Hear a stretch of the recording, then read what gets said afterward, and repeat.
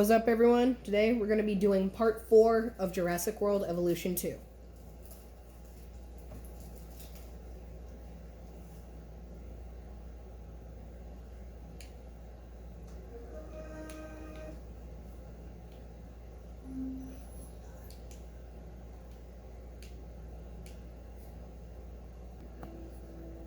Okay, so let's continue.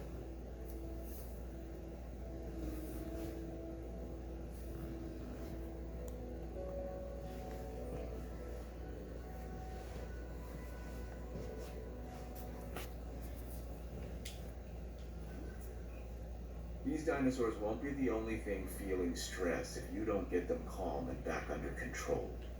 In case I'm not clear, I am referring to you. So in our past 3 episodes, so we're going to turn off dinosaur comfort for this video.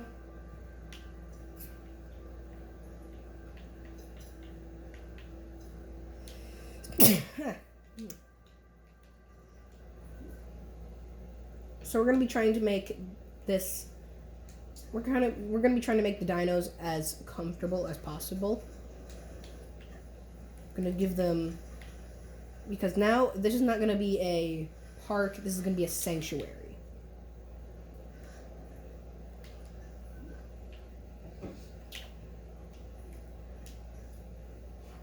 Okay, so the compies like it. Let's check the Triceratops. What do they like? So they want ground fever.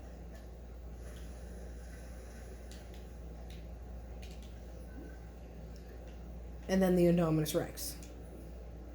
This is the first Indominus, well, this is the 6th one that hasn't died yet. All the other ones are dead.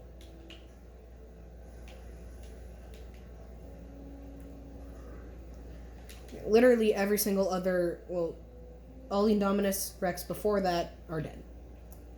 We have 2 Indoraptors still living. This was the 2nd Indoraptor. This was our first. Here's the Velociraptor 6.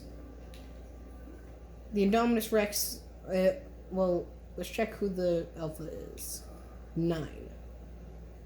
Or known as kind of a purplish color.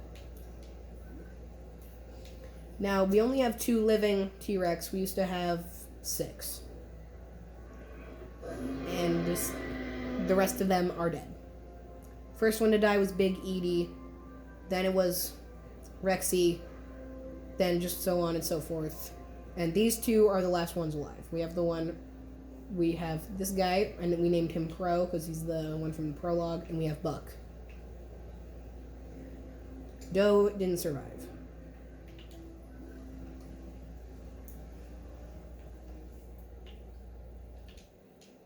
But I feel like this map, we should restart from scratch. Well, no, let's make it on Biosyn. Let's make it in Biosyn.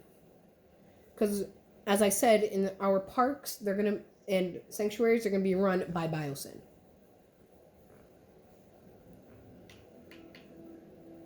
So let's make a new sandbox. Biosyn Sanctuary.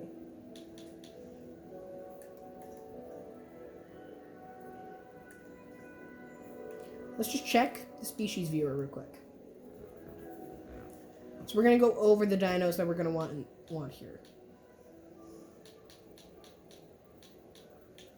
Okay, so I'm going to want the Cryolophasaurus. They're not that big, but I still want one there. So they still are cool. We're going to need a Giga. But we're going to need this one.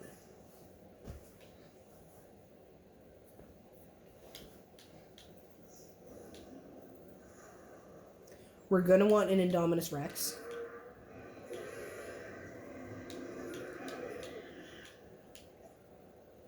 See, we're going to have an Indominus Rex. Well, we might end up getting Indominus Rex. Depends. we are definitely going to need a Therizinosaurus and some Pyroraptors. We're going to need some Quetzalcoatlus, but we're not going to have them in an aviary dome. We're just going to let them fly freely. We're going to need some herbivores. We're going to have some Stegosaurus, Sinoceratops, Therizinosaurus, like I said earlier, Triceratops. We are definitely going to need a T-Rex. We are most likely going to go with this one. Actually, no. I think we'll just add Buck and Doe. And this one. We can't add this guy because he's dead in the movies. This guy we might add. Oh, we need Dilophosaurus too. We're going to need Parasaurolophus, Monolophasaurus, Kentosaurus. We're going to need a lot of dinos. So now that we know what we're going to be doing,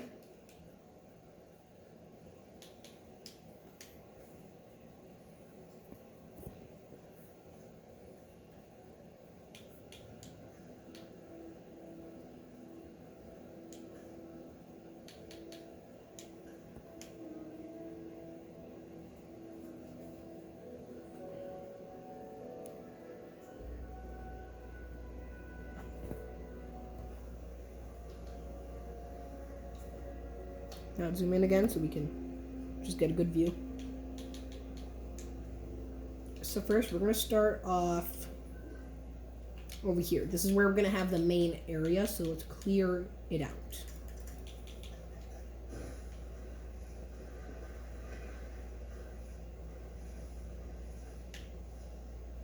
Oh, we're also going to need Ankylosaurs.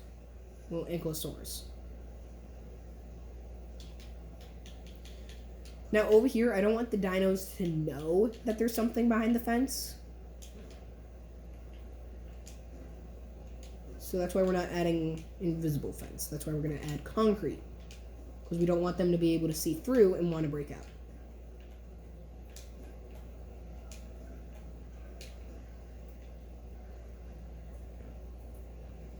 We're also going to need a gate.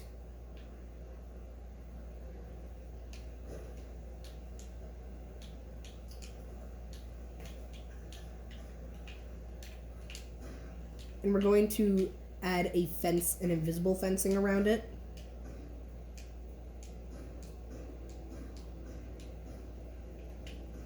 I don't care that's a weird shape, I just care if it's invisible.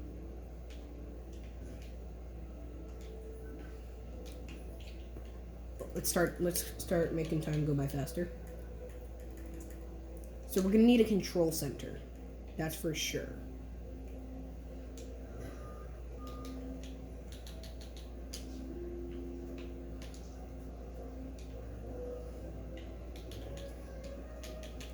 So now let's start adding some of these.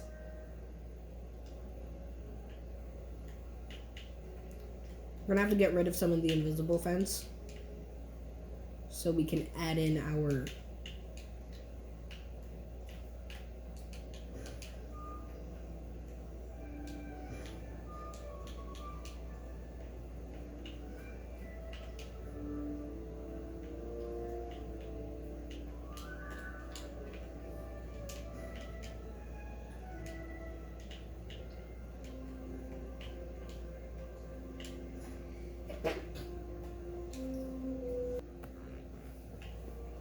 So here we have the hatcheries.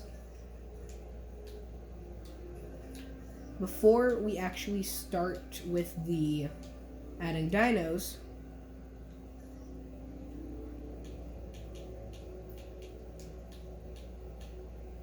we're going to add some other stuff like the response facility.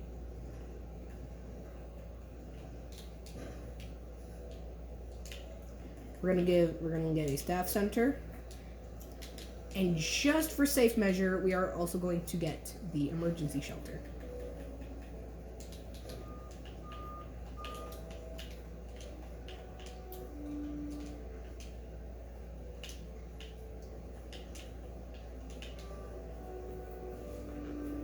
Looks pretty weird, but it's fine.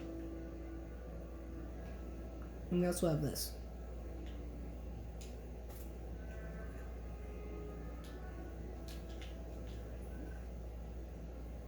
So we have all of this space to work with. So for our first pen, we're gonna give a Triceratops herd their first.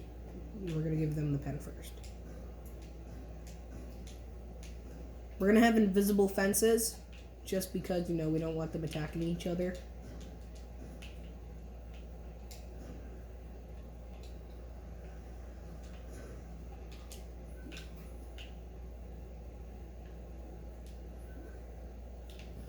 So first, let's start with let's just start with the Sinoceratops.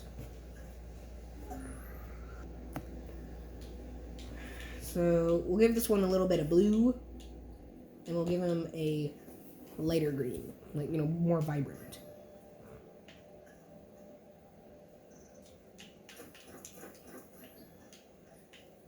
Now let's get some Stegosaurus.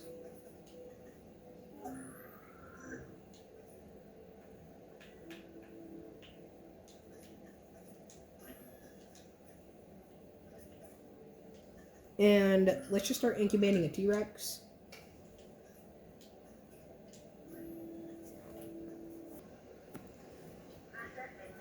Okay, so we have these guys coming in. Let's clear out some space. So let's work with these trees, because these trees are better, because you can actually go through them. I'm George Lambert, in charge of security.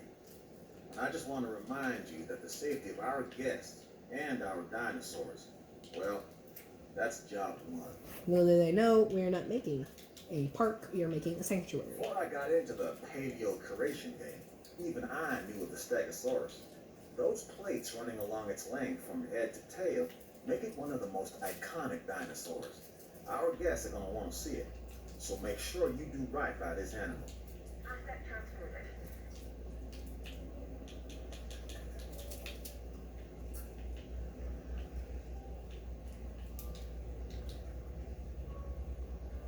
Asset delivered.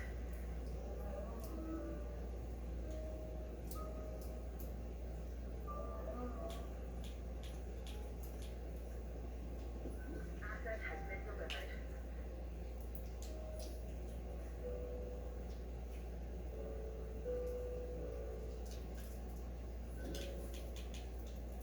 Okay, so now that the Stegosaurus are okay,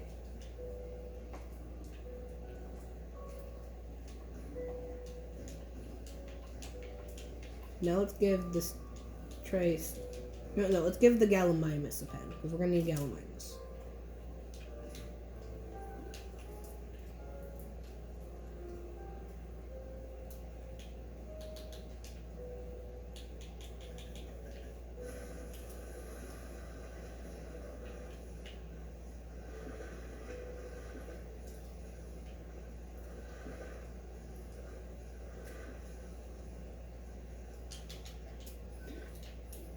To anyone who played the first game, don't you remember when it was just simple to where the fence was just built immediately and you didn't have to wait?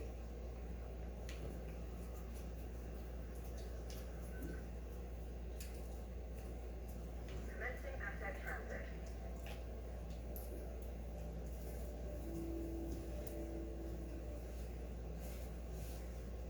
Transit has commenced.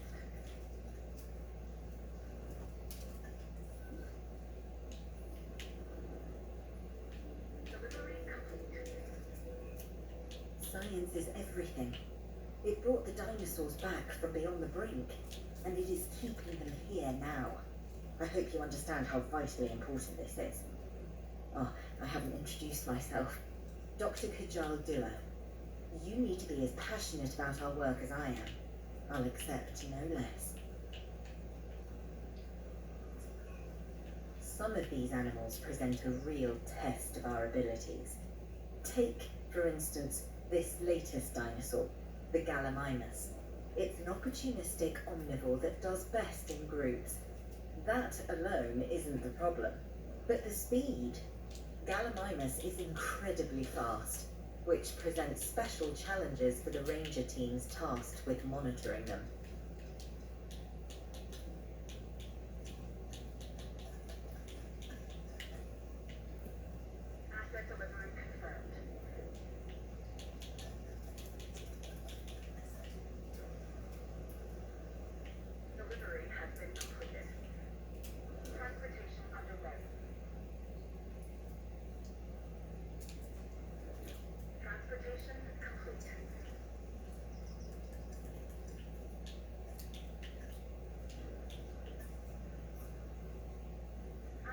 transportation complete.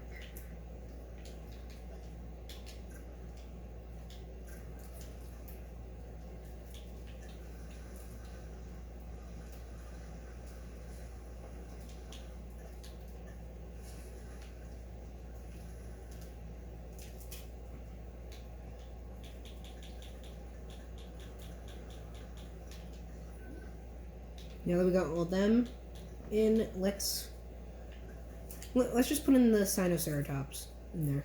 Picking up asset.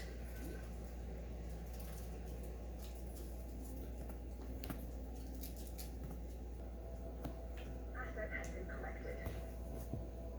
Asset has been transported. Hey, I've heard a lot about you, so here's a little about me. I'm Isaac Clement, but just call me Isaac, no need for formalities. Besides, in the park, we've got to watch each other's backs. Now, people think we're in the dinosaur game, but the truth is, we're entertainers, and our headliners traveled 65 million years to make this show. So let's make it a good one. Delivery.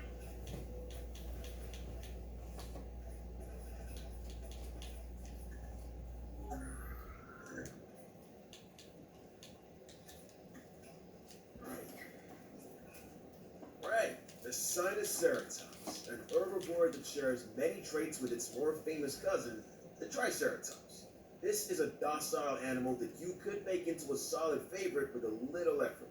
Of course, we're all expecting more than a little effort, but I'm sure you get what I mean.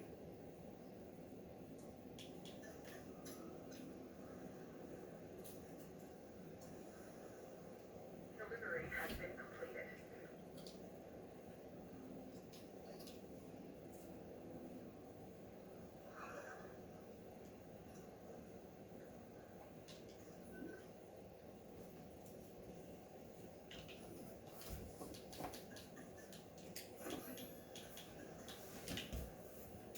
You know, let's put in the Triceratops anyway. I don't really care.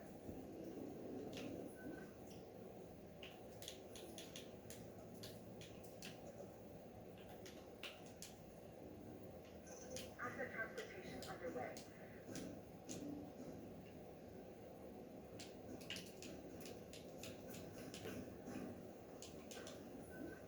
Transporting asset.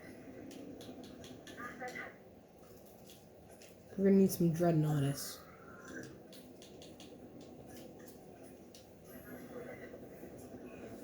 What can be said about the Triceratops? This is one of those dinosaurs that really defines our business. People want to see them? It can be a star attraction or a security nightmare if it turns those horns on our fencing. Are you doing this, or are you just gonna stand around? I'm talking about that talking guy. I had to pause because I had to do some off-screen stuff. I had to get this pen ready. Specialist in dinosaur behavior. I formed a unique But let's bond get this with the raptor. Dreadnoughtus Now, ready. don't be jealous. This animal, though an herbivore, can intimidate most predators with its size. It's a biggie named Dreadnoughtus. I'd give this dinosaur a wide berth.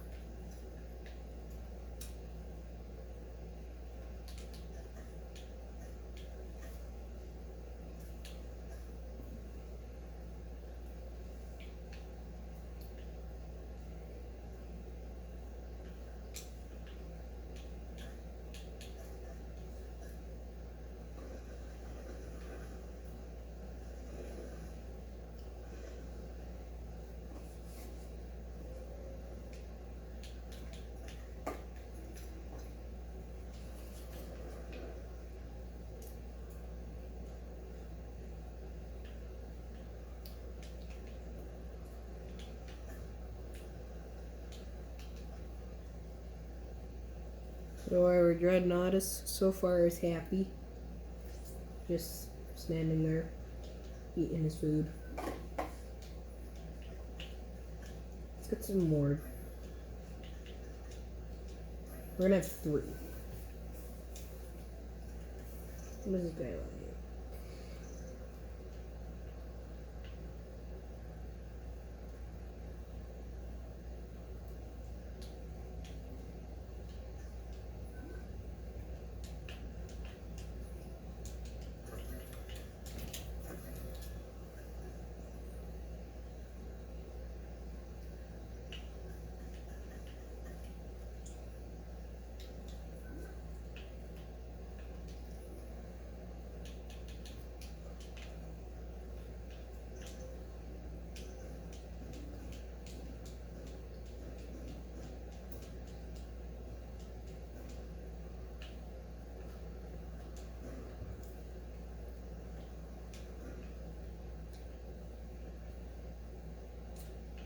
No, these are the dinos that don't need to be separated. Even if they don't like each other, they don't need to be separated. They're all herbivores. They're not going to do anything to each other.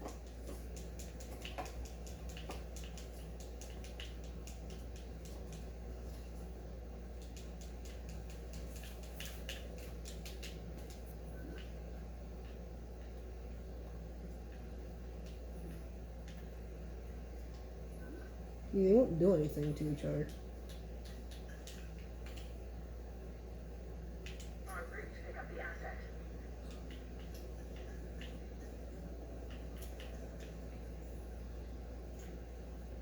Heading to collect the asset.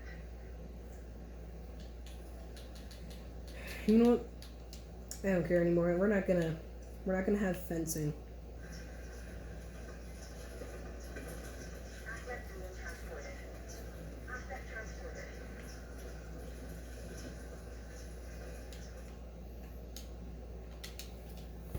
No fencing. We're just gonna have them all just live. Asset delivery confirmed.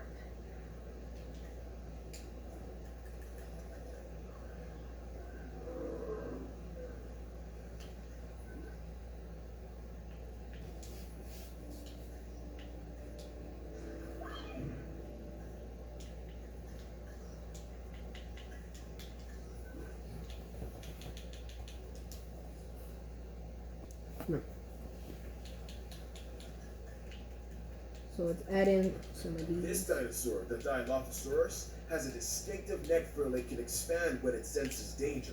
It's also been known to spit into the eyes of its prey, blinding it before it goes in for the kill.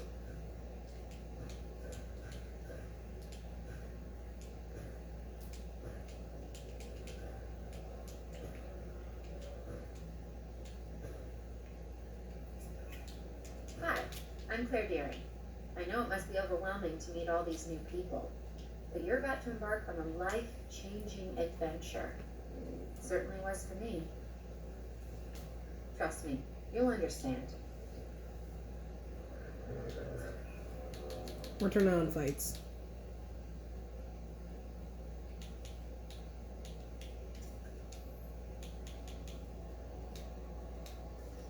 There isn't a more iconic dinosaur than the T-Rex. Even people who don't know the difference between herbivore and carnivore know all about the Tyrannosaurus Rex. And when you see her up close, feel her gaze, you understand why the T-Rex was the ruler of the Cretaceous period. People often confuse this animal, the Giganotosaurus, with the T-Rex. They look similar, act similar, and both have that eat everything within their field of vision thing working for them. This dinosaur is also fast. Bottom line, if you find yourself running from this biggie, you've already made a fatal mistake.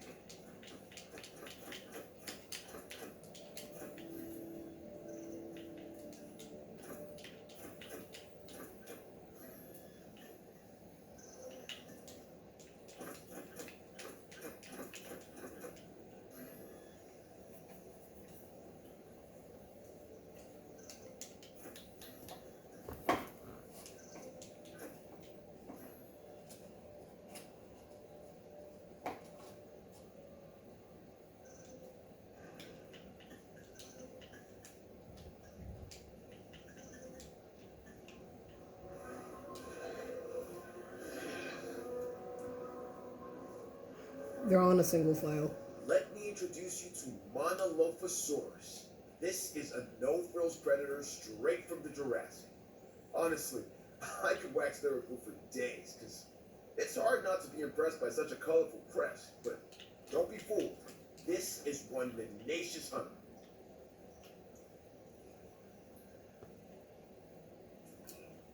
Okay, this is amazing. A Baryonyx. These animals have very large claws on their first digit. This dinosaur also likes water, so take a moment to consider its needs when planning out a suitable habitat for it. The Baryonyx was originally thought to be a scavenger, but now, with live animals to study, we can find out for sure.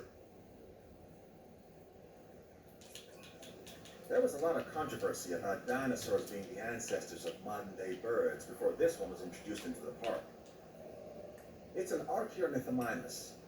I think it puts some of those arguments to rest. Without Dr. Henry Wu, none of this would exist.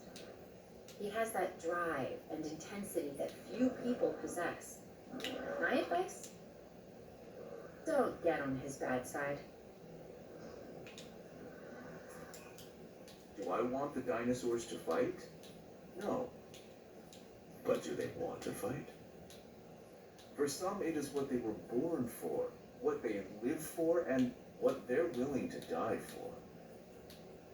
That is a purity that few humans have. Just when you think you've seen it all, along comes the Therizinosaurus.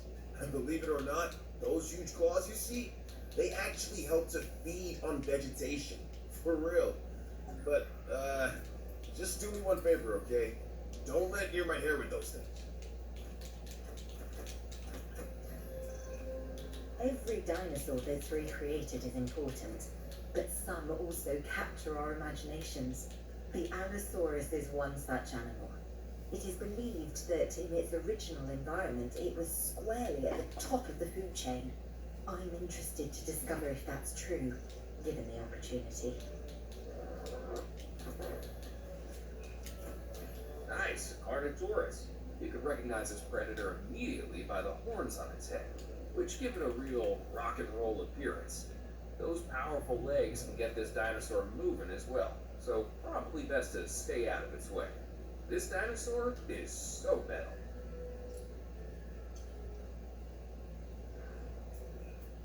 Okay, so this next dinosaur, the Parasaurolophus, has a flair for the dramatic, especially where its head is concerned. It has a distinctive cranial crest, which is used for added resonance in its vocalizations and to regulate its body temperature.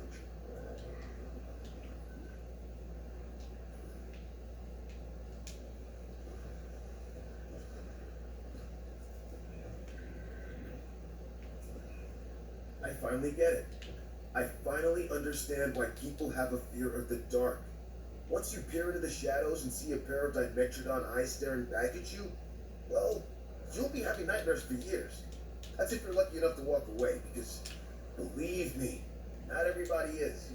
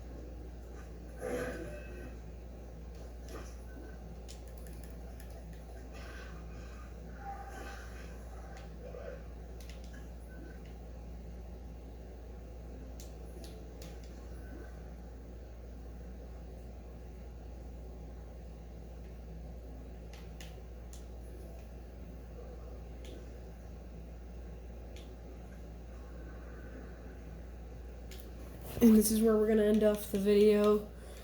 Hope you guys liked it, and peace.